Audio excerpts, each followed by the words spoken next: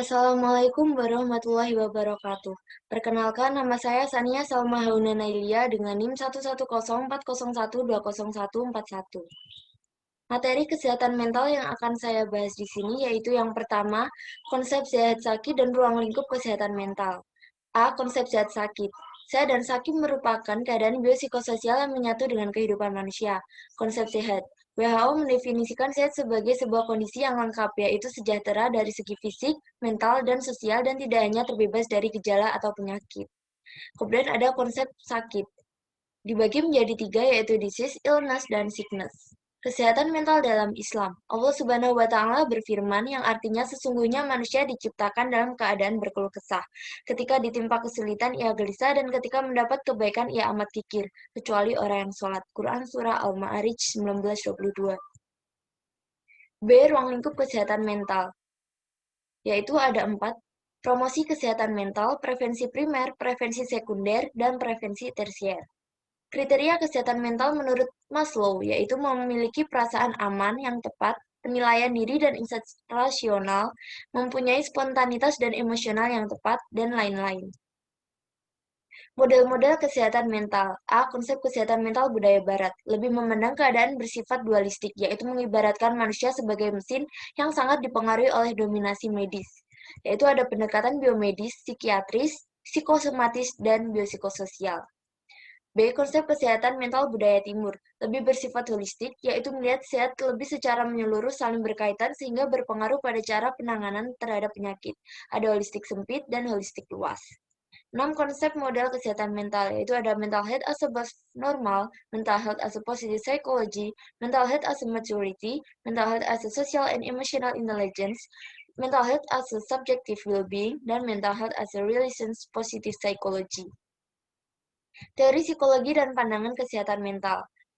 A. Pendekatan psikoanalisis. Aliran psikoanalisa dari Sigmund Freud berasumsi bahwa energi penggerak awal perilaku manusia berasal dari dalam diri manusia yang terletak jauh di alam bawah sadar, yaitu ada sadar, prasadar, dan tidak sadar. Konsep struktur kepribadian menurut Sigmund Freud mempunyai 3 komponen, yaitu ID, ego, dan superego. Hubungan teori psikoanalisis dengan kesehatan mental yaitu jika seseorang terlalu menuruti ID atau superego tanpa diseimbangkan dengan ego, maka akan menjadikan gangguan kesehatan mental.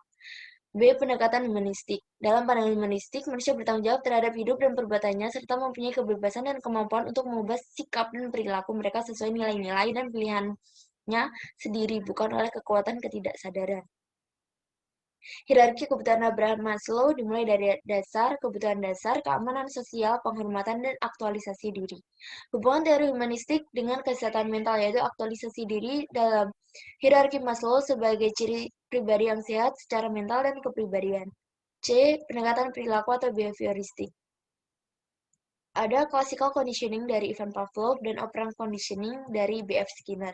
Hubungan teori behavioristik dan kesehatan mental yaitu perilaku yang mencerminkan mental yang sehat menurut behavioristik adalah jika dapat mengaplikasikan pengalamannya dalam menghadapi masalah yang dihadapi dengan baik. Penyesuaian dan pertumbuhan diri. Perubahan paradigma pemahaman penyesuaian ada 2, adalah paradigma lama dan paradigma baru. Macam penyesuaian diri yaitu ada penyesuaian terhadap keluarga, sosial, sekolah, perguruan tinggi, jabatan, dan perkawinan. Ada pertumbuhan diri. Kondisi dan tahapan memulai pertumbuhan diri yaitu perubahan fisik dan lingkungan, peristiwa hidup yang signifikan, perubahan dalam diri individu, dan kehidupan pribadi. Perbedaan penyesuaian diri dan pertumbuhan diri, yaitu ada penyesuaian diri berhubungan erat dengan lingkungan sekitar individu, sedangkan pertumbuhan diri penekanannya pada individu. Penyesuaian diri kestabilan nilai lebih dibanding perubahan, sedangkan pertumbuhan diri kuncinya adalah perubahan. Penyesuaian diri individu bersifat reaktif, sedangkan pertumbuhan diri individu bersifat proaktif. Sekian dari saya, terima kasih, mohon maaf apabila ada kesalahan. Wassalamualaikum warahmatullahi wabarakatuh.